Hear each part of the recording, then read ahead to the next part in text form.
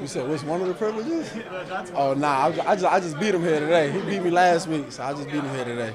So Bubba tells us that he used you as the scout team for Yeah, JMU in yeah, Indianapolis. yeah. So when I was there, I was just trying to find a way to get on the field as much as I can.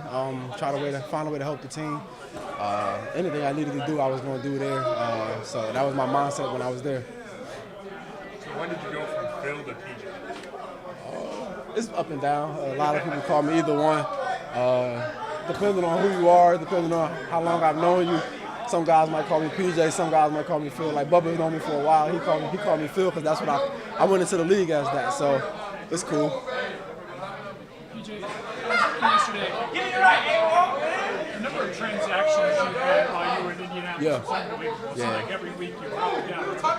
How difficult was that to deal with at the time? I know you were a young quarterback trying to find your way, but how tough was it? It was difficult, but at the end of the day, it was just me just trying to find a way to like continue to stay ready and like continue to get better every day. Not being in the building all the time really sucked. I would get signed back on Fridays. That's why the transactions look like that. I would get signed back on Fridays and travel with the team on Saturdays. So that was the whole little Think deal. back on those days and have even a greater appreciation for Oh, where you're absolutely, right now? absolutely, absolutely. What sticks out about that period of time in your life as you were figuring it out? Just the journey that I've had. I look back to 2019 when I wasn't in the league at all. Just sitting there watching from home. Just the opportunities that present itself, you got to take full advantage of it. There's a lot of people that wish to be in my shoes, so for me, it's just take advantage of every opportunity I get. PJ, Seattle brings everyone at quarterbacks. I think they've got like 24, 25 sacks, and a lot of different guys have a sack on that team. Just if you touch on preparing to deal with that type of pressure. Yeah. I think our line do a great job. For us, it's just being able to do different things offensively, keep them off balance. And just try to move the ball up and down the field as best as possible. Just try to put the ball in my receivers' hands, try to beat a lot of those pressures that they do bring. So for me, it's just try to be efficient and just play. How much of your focus heading in this game is eliminating the turnovers and those plays that could become turnovers? Yeah, for me, it's just continue to just see what I see, play faster, play a little faster, trust my instincts a little more. And I think those plays that's turning them like close to interception is just me not trusting my instincts and making that read when it's time to make it. Do you feel like you're getting more comfortable as the games go on? Yeah, day by day, play by play for me. So just every rep you get is important. And for me, just to come in here and try to learn the system as fast as possible, every rep matters for me. So that's what matters. Your time in Carolina too, you got that opportunity and again sort of the down game to start. How has, I know different team, but looking back on that time in your career, helpful in this structure? Yeah, the experience, the playing experience was one thing. Just to go out there and get a couple consecutive games to go play in. When I was in Carolina last year, my first 2 years I only played one game each year. So last year I was able to play 5. So for me to just get that and then get in a rhythm and just to go play, it feel good. You get used to guys around you. You get used to like the feel of the offense. So for me, it's just to continue to grow, continue to play better, continue to play faster, and just try to continue what I learned from Carolina and bring it here.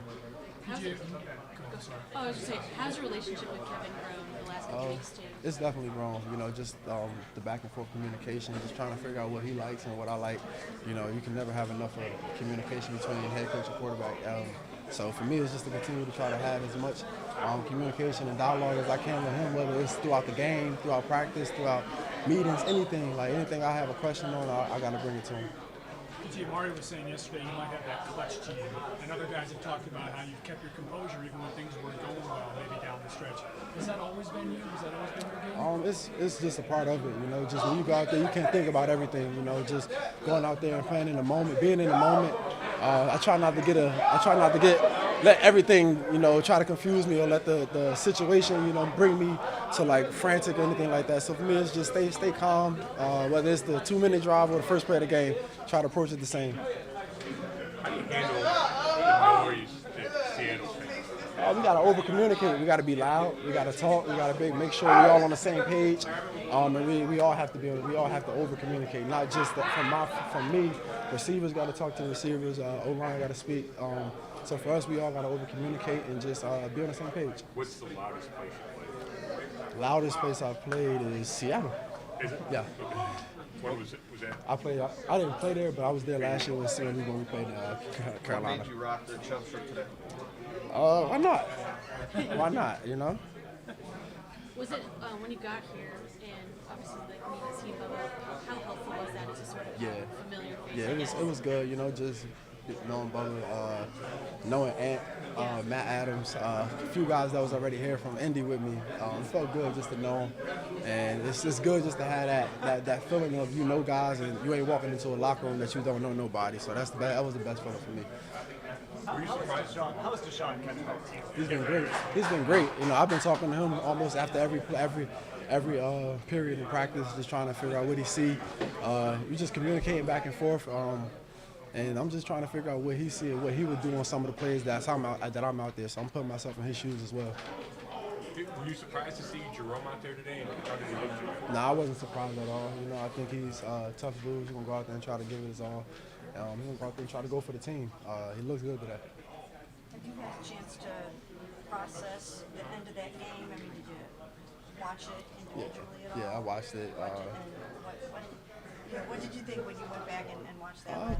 I feel like we left some plays out there, specifically me.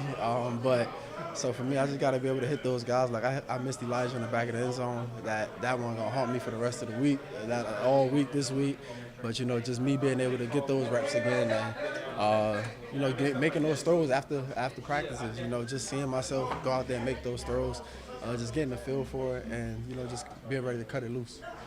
The Colts owner said that you tweeted out that the NFL told him those flags, you know, maybe shouldn't have been thrown. I guess, I was do you care about that? I don't. I was a part of a game last year that a flag shouldn't have been thrown. It was thrown, and we lost. So at the end of the day, things happen. You know, things don't go as planned or the way you think it should go. But it happens. Was that the helmet off? Yes. All right, everybody good? Thank y'all. Elijah, the 30-yard catch that you made in that game, is that the kind of a play that can kind of sort of jumpstart things and get things rolling for you? Yeah, I feel like that's exactly what it did. You know, we needed that in a crucial moment, and you know, we got it done. I'm grateful that I made the play. And do you feel like it's been a challenging season so far from a passing game standpoint? But is that just a glimpse of things to come of what you can provide for this offense? Yeah, I mean, we just like everybody else, we've been hit with some obstacles, but you know, I feel like we're adapting through them, and that was a result of it. Obviously, you guys would love to have Deshaun out there, but was it a little more helpful for you guys this week to have some clarity at the beginning of the work week, knowing he's not going to be available, PJ's going to have to carry it through, and so you really got to spend that week preparing with PJ for Seattle? Did that make life a little easier for you guys? Yeah, knowing that we know who it's going to be helps us as far as the communication and what we got to get done as far as what he sees and what we see. So yeah, it definitely makes the game easier. And just how do you think he's handled, you know, I know it's the role, right? Yeah, for sure. Your number gets called, you got to get out there. But just how do you think he's handled this whole thing? I feel like he's doing a good job. You know, you can't do nothing but, you know, stay ready, and I feel like that's exactly what he's doing. You know, and we're going to see what he does Sunday. All good? All right, perfect.